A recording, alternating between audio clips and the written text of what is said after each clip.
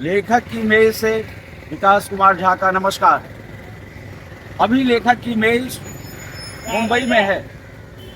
मुंबई के कोली बहुल इलाके में। यह कोली बहुल इलाका मुंबई के वर्सोवा क्षेत्र में है, जहां कोली समुदाय की बहुत बड़ी आबादी बसती है। कोली समुदाय है क्या? दरअसल कोली समुदाय के बारे में ये कहा जाता है कि ज़माने से, युगों से मुंबई कोली बहुल इलाकों से भरा पड़ा था। लेकिन सन 1944 में कोली समुदाय ने जब अंग्रेज़ों के जुल्म के खिलाफ बगावत कर दी, तो अंग्रेज़ इनके पीछे पड़ गए और इस समुदाय को एक अधिनियम लाकर अपराधी समुदाय घोषित कर दिया था। पर कृषि पर आधारित यह समुदाय संघर्ष करता रहा। धीरे धीरे इस समुदाय के हाथ से इनकी ज़मीन निकल गई, इनके हाथ से खेती बाड़ी निकल गई।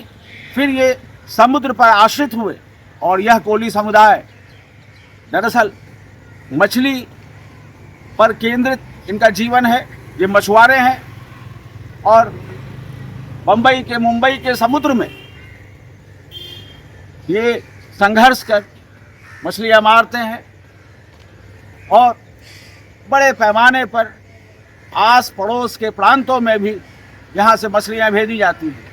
पर ब्रिटिश सत्ता के खिलाफ कोली समुदाय ने 1944 में जो विद्रोह किया था और जो भुगतनी पड़ी थी समुदाय को, जो तबाही भुगतनी पड़ी थी कोली समुदाय को, लगभग आज़ादी के बाद से भी आज तक यह समुदाय कमोबेश अनेक मुश्किलों का सामना कर रहा है और इनकी मुसीबतें खत्म होने का नाम न ले रही हैं।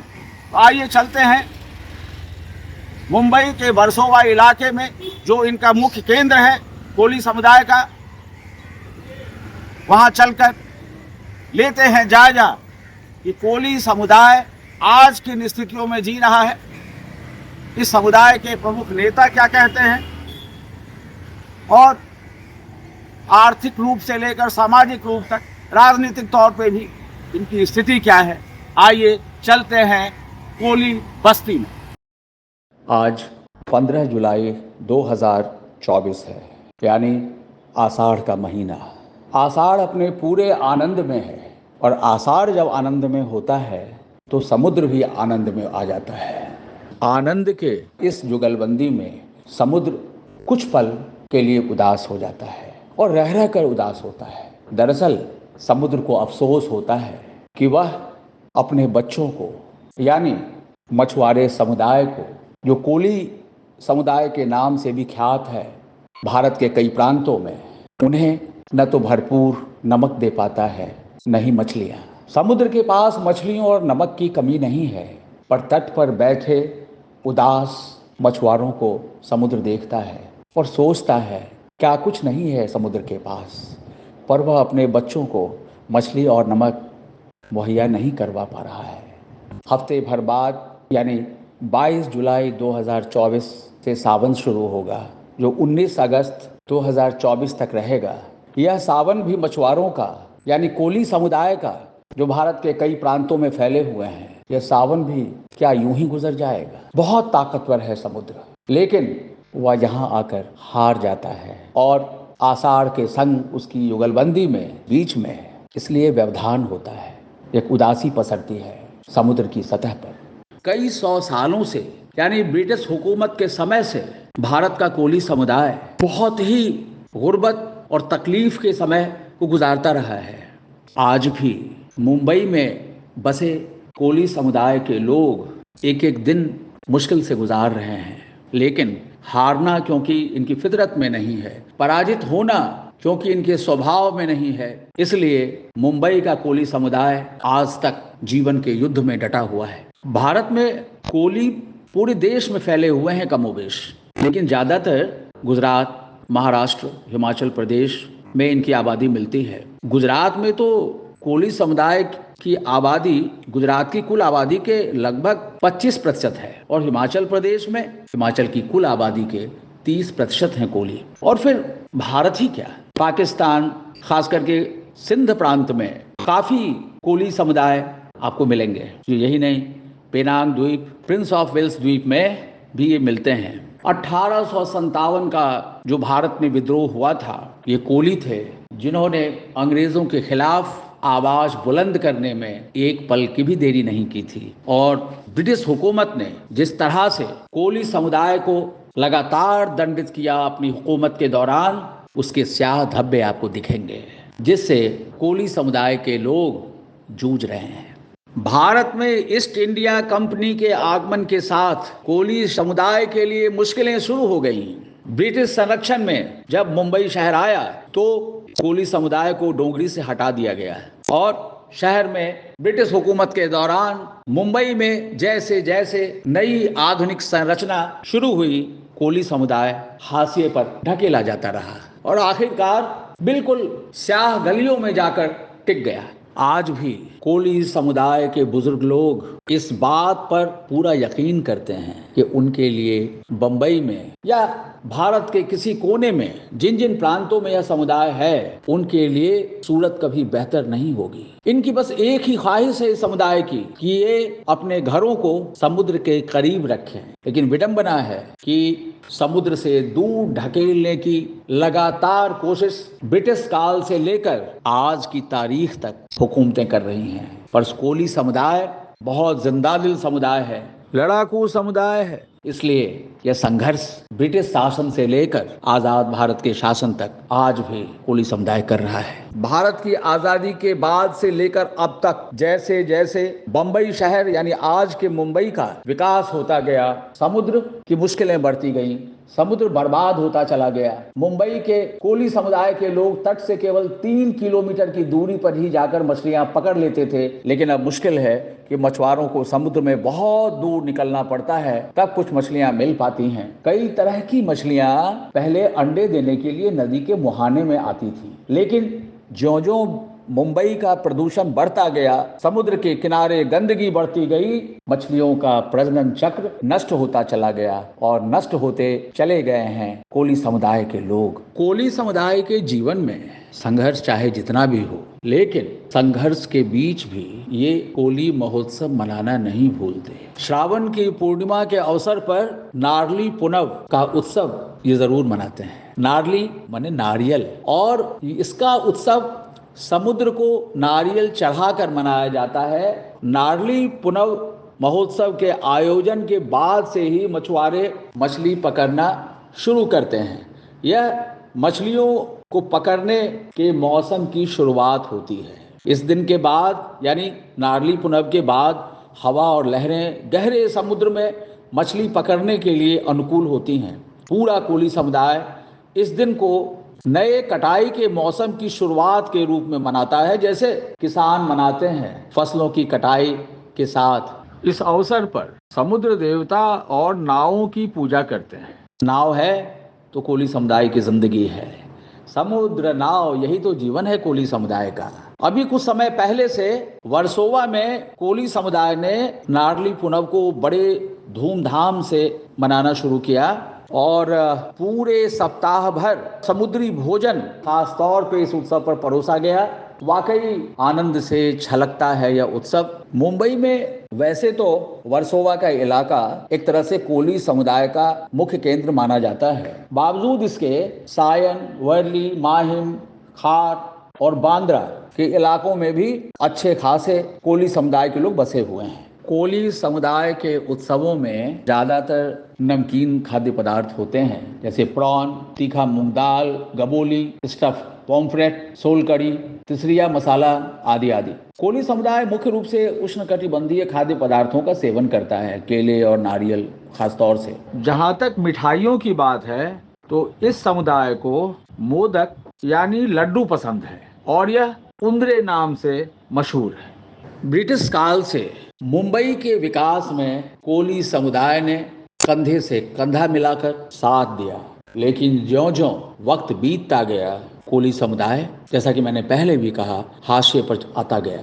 कोली समुदाय की जो बस्ती है, कोलीवाड़ा के रूप में जिसकी पहचान होती है, उसे झुग्गी झोपड़ियों की श्रेणी में रख दिया गया। उनको नफरत से देखा जाने लगा क्योंकि उनकी बस्तियों से मछली की गंध आती है और बहुत से लोग नाक भौं चढ़ाते हैं। शहर को साफ रखने के नाम पर मछली रखने की जगहों को डंपिंग ग्राउंड के रूप में सरकारों ने इस्तेमाल करना शुरू कर दिया और कोली लोगों को एक गंदे समुदाय के रूप में पहचान दे दी गई। कोली बस्ती के लोग जाहिर है कि वो एक जगह रहना पसंद करते हैं। कोलीवाड़ा की संख्या, इन बस्तियों की संख्या लगभग 30-35 के बीच है और बम्बई शहर के लोग इन्हें आदिम आबादी भी करार देते हैं। लेकिन जिस तरह सारे भारत में ट्राइबल्स का, अनुसूचित जनजातियों का लगातार दमन होता रहा है विकास के नाम पर, जिस तरह वो पीछे ढकेले जाते रहे हैं, कोली भी उससे बरी नहीं है। वह दिन दूर नहीं जब कोली समुदाय के लोग गायब हो जाएंगे, या गायब नहीं भी होंगे तो मछली मारने के अपने पुश्तैनी पेशे से दूर हो जाएंगे।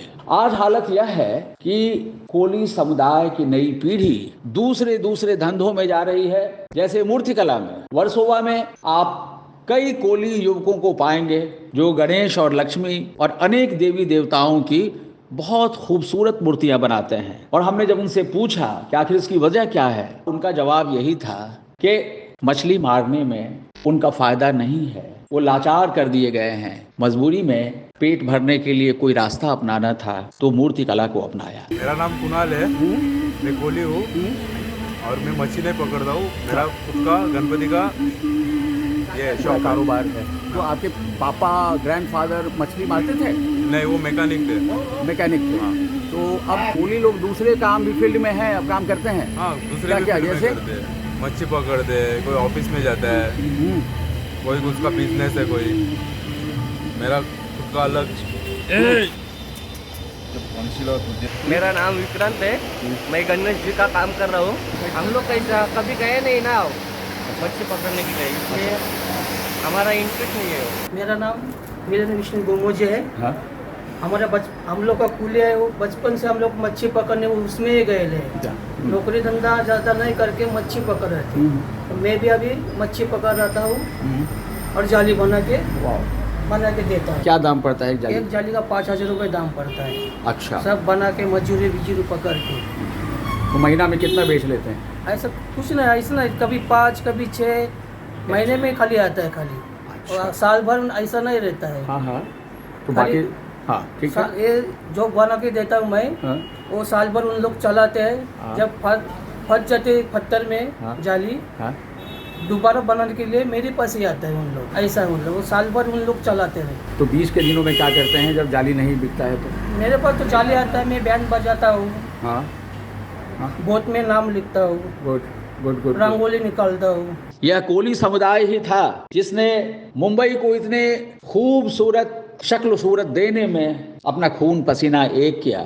इस समुदाय ने द्वीपों के बीच समुद्र के पानी को भरने में मदद की और 7 द्वीपों को एक शहर में बदल दिया। पर जैसे जैसे शहरीकरण का दौर तेज हुआ और विकास परियोजनाओं के नाम पर भव्य भौतिक दर्शन की शुरुआत की गई, कोली धंसते चले गए। कोली पाताल की जिंदगी जीने को मजबूर किए जाने लगे। कोलीवाड़ा को झुग्गी झोपड़ियों के तौर पे वर्गीकृत कर दिया गया और कोली समुदाय अपने को मिटाए जाने से बचने के लिए लगातार संघर्ष करता रहा। इसके सिवा कोई इनके पास आज भी रास्ता नहीं है। पुर्तगालियों के भारत में आगमन के साथ बंबई में कोली समुदाय के बहुत से लोगों का धर्म परिवर्तन भी किया गया। वसई का इलाका कैथोलिक बस्तियों का है जो मूल रूप से कभी शुद्ध कोली थे।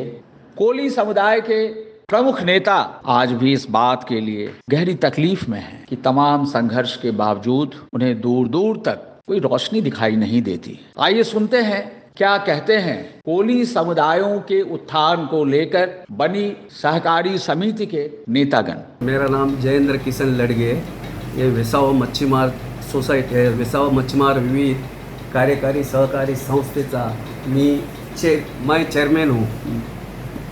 ये साल में हम हर साल चेंजिंग होता है, लेकिन ये सोसाइटी का और पूरा सोसाइटी का इलेक्शन होता है, इसमें हमारा पूरा मेंबर रहता है। ये हम लोग को चुन के देता है।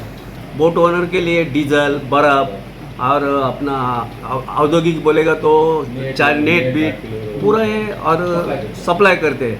और इंजन का स्पेयर पार्ट था पहला, अभी नहीं है, लेकिन बोट का इंजन का अच्छा, सब स्पेयर पार्ट का हम सेल करते हैं यहाँ, लेकिन एकदम रीजनेबल अपना, ज़्यादा रेट नहीं रखते, थोड़ा नो प्रॉफिट नो लॉस, ऐसा करके ऐसा ये हम लोग अभी ये 1944 का ये वाह।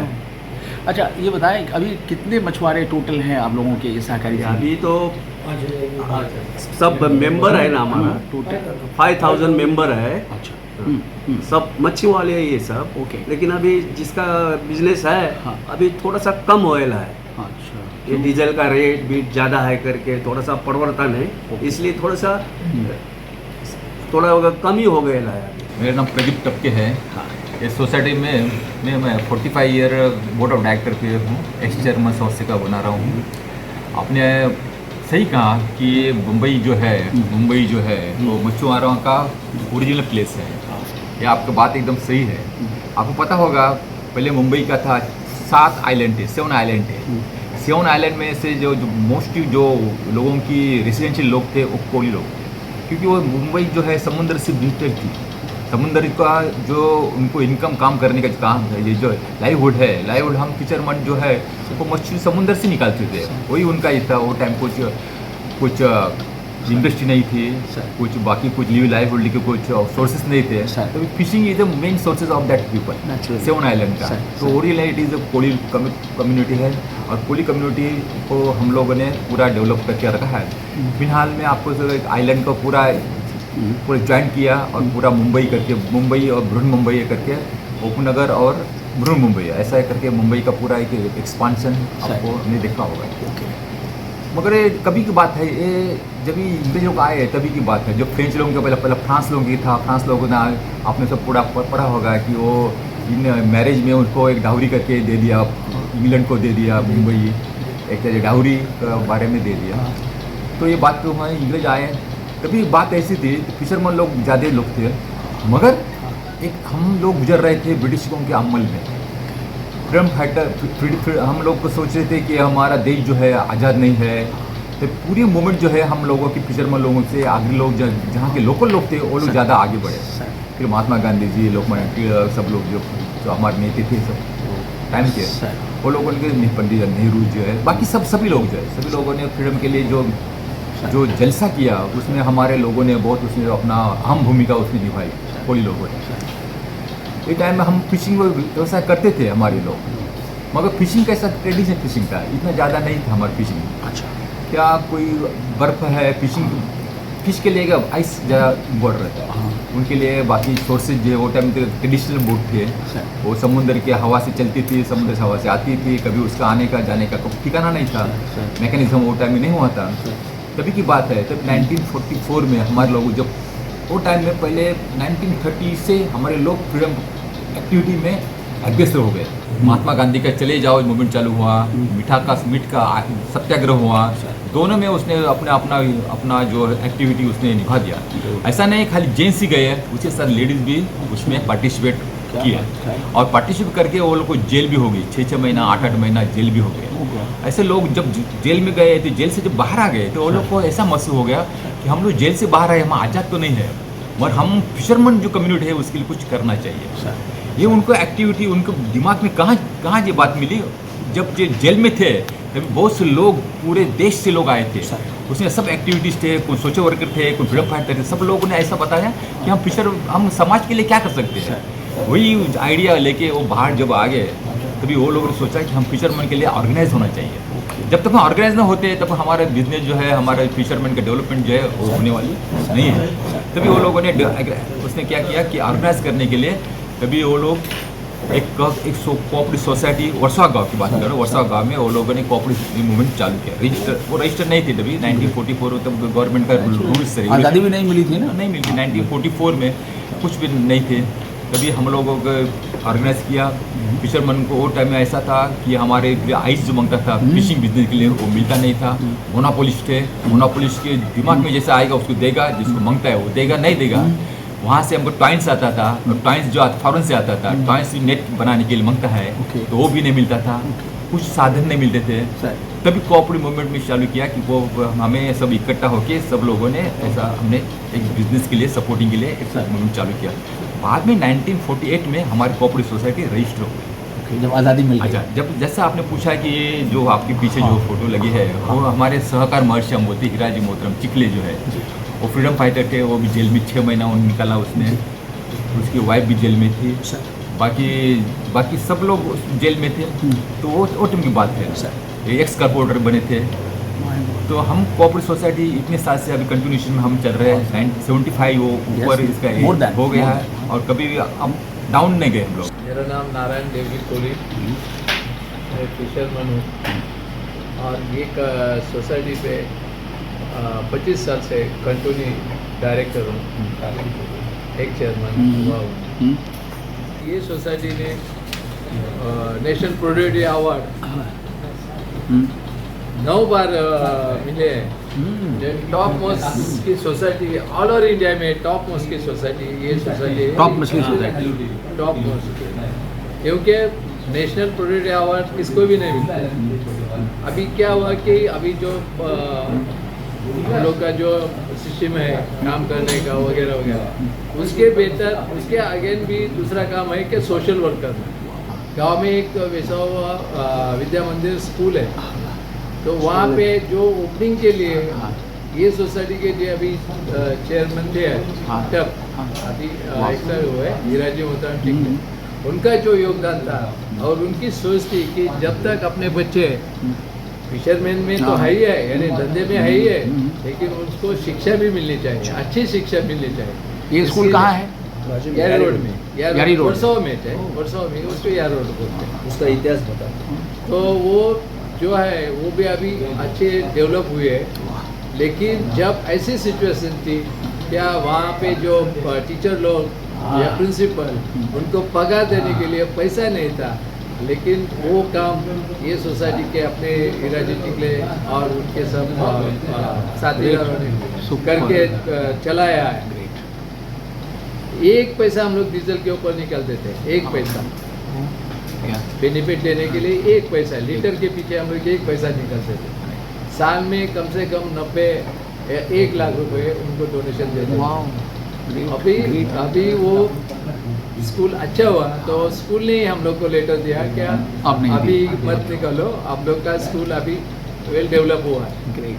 इसके हिसाब से ये सोसाइटी का काम करने का तरीका अलग है दूसरे सोसाइटी से। मैं किसका कंपेयर नहीं कर नहीं, लेकिन क्या है सर कि देख ये सोसाइटी हम लोग जब आए, मैं या 1990 में आया, अभी 25 साल हुआ मुझे, मैं भी एक फ्रीडम फाइटर कर रखा हूँ, लेकिन वो टाइम भी जो परिस्थिति थी वो बहुत अच्छी थी, सब खुश थे, सोसाइटी भी खुश थी और मेंबर लोग भी खुश थे, मछुआरे भी खुश थे, उन लोग के ऊपर जो काम करने वाले वो भी खुश थे। लेकिन ये अभी हम लोग देख रहे हैं ना 10-12 साल से जो हम लोग को ऊपर जो संकट आने चालू है, अभी मेरे पुत्र ने बताया तो भी मैं ये बताऊंगा कि हम लोग जब मैं यहाँ पे 1990 में आया तभी 500 वोट थी, अभी 150 वोट भी नहीं। इसका वजह ये है कि महंगाई बहुत बढ़ती जा रही है, हर एक सामान के ऊपर महंगाई है। अभी कैच उतना नहीं लगेगा, जो हम लोग फिशिंग के लिए जाते हैं वोट हम लोग जो पहले हम लोग को मिलते थे इतना नहीं मिलता। ये सोसाइटी का टर्नओवर था शुरू में हम लोग जब आए तभी 50 करोड़ रुपए का टर्नओवर था ये सोसाइटी, अभी 20 करोड़ भी नहीं देगा। सोसाइटी कौन सा भी वो आगे जाना चाहिए, पीछे नहीं आना चाहिए। कंपनी रहने दो, सोसाइटी रहने दो और कोई भी रहे, वो आगे जाना मांगता है, डेवलप होना चाहिए। ये उल्टा हो रही है, उल्टी गंगा बह रही है, वो हम लोग हर टाइम हम लोग बोलते हैं।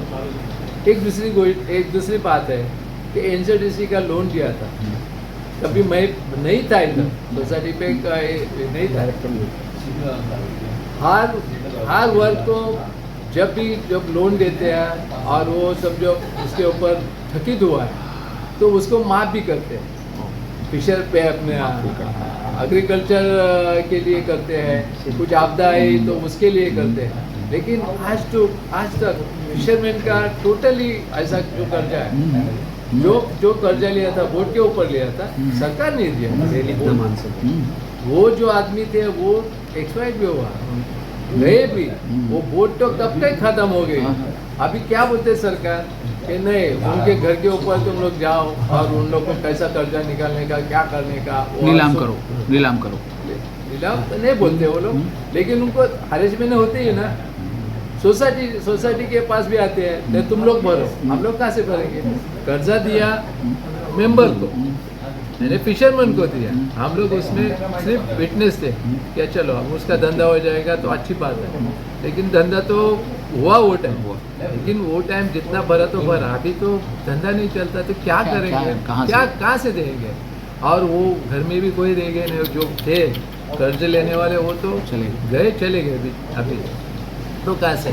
तो हम लोग की मांग है, अभी जस्ट हम लोग बात किया है इधर कि आप लोग अपन ऐसा करेंगे कि टोटल महाराष्ट्र के लिए जितना भी जिन्होंने NCDC के मार्फत जो हम लोग को कर्जा मिला था वो हम लोग को टोटल माफ करो। अभी तो है ही नहीं ना, अभी कम से कम 40-45 साल होने का है उसको, अभी उतना सा, अभी उसके ऊपर ब्याज भी है, सब कुछ है, लेकिन वो कभी कैंसिल नहीं करते। मीना पाकिजा, हाँ, हम लोग को इधर कुछ भी नहीं मिलता। हम लोग धंधा करते, रोज पेट की वजह से हमको 2-5 मिलता है, उससे हम लोग गुजारा करते। सब जन बोलते तुमको मदद आएंगी, लेकिन हम लोग को कुछ भी नहीं आता यहाँ पे। हम लोग बहुत परेशान है इधर, जो करेंगे जब हम लोग खाएंगे। मैं कोली समाज से हूँ, मेरा नाम राजेश्री है और मैं मच्छी का धंधा करती हूँ। हमारा ये वर्सोवा मच्छी मार्केट है, सबसे बेस्ट मार्केट है, होलसेल मार्केट है। कहाँ से पब्लिक आते हैं, मच्छी पापलेट बांगड़ा सब मच्छी मिलता है, झींगा मिलता है, सब सूखा मच्छी मिलता है सब। ये हमारा आइस फैक्ट्री है बड़ा, ये पूरा बड़ा मार्केट है हमारा। हम लोग की परेशानी यही है कि हम लोग को पूरा पानी भर जाता है इधर थोड़ा बारिश में। हाँ, वो बारिश में पानी भर जाता है, वो नाले में से पानी नहीं जाता है हमारा, वही परेशानी है हमारा। और बताएं, सरकार से मदद चाहिए हम लोग को। बाथरूम में पूरा गरीब, हम लोग का वर्षा मतलब गरीबी है इधर। ये बाजार में कौन सा ही सुविधा हुआ नहीं है हम लोग को। हाँ, सब बाजार में पेटी आता है, सब आता है मच्छी का, लेकिन हमारा बाजार में कुछ नहीं आया है। यह महानगर मुंबई का वर्सोवा इलाका है और यह रही कोली समुदाय की मछली मंडी। सुबह के लगभग 6 बज रहे हैं। थोड़ी देर में कोली समुदाय के लोग मछलियों का टोकरा थामे इस मछली मंडी में दाखिल होंगे और मछलियों का टोकरा आने के पहले से इस मंडी में बगुलों और कौओं की जमात अभिनंदन में पहले से मुस्तैद है कि जब मछलियों का टोकरा मंडी में आएगा तो इनके हिस्से भी कुछ न कुछ जरूर आएगा। क्या करेगा समुद्र अपने इन आदिम बच्चों का? किस घाट लगेंगे कोली समुदाय के ये बदकिस्मत लोग? क्या भविष्य है इनका? इसकी फिक्र हुकूमत के पास नहीं है और एक अंधेरा है चारों तरफ छाया हुआ। दोपहर के बाद जब शाम घिरती है और समुद्र की उदासी जब अंधेरे में तब्दील होने लगती है, तट पर पड़ी जाने कितनी नावें उदासी का कोरस गाती हैं और सोचती हैं कि इन नावों की रफ्तार कभी किसी दौर में इस समुद्र में कितनी सुहावन होती थी, पर कई नावें अब समुद्र में उतरने की हालत में भी नहीं है। यह देश के लिए एक बड़ा सवाल है। हम सबको यह सोचना चाहिए कि कोली समुदाय का आखिर होगा क्या।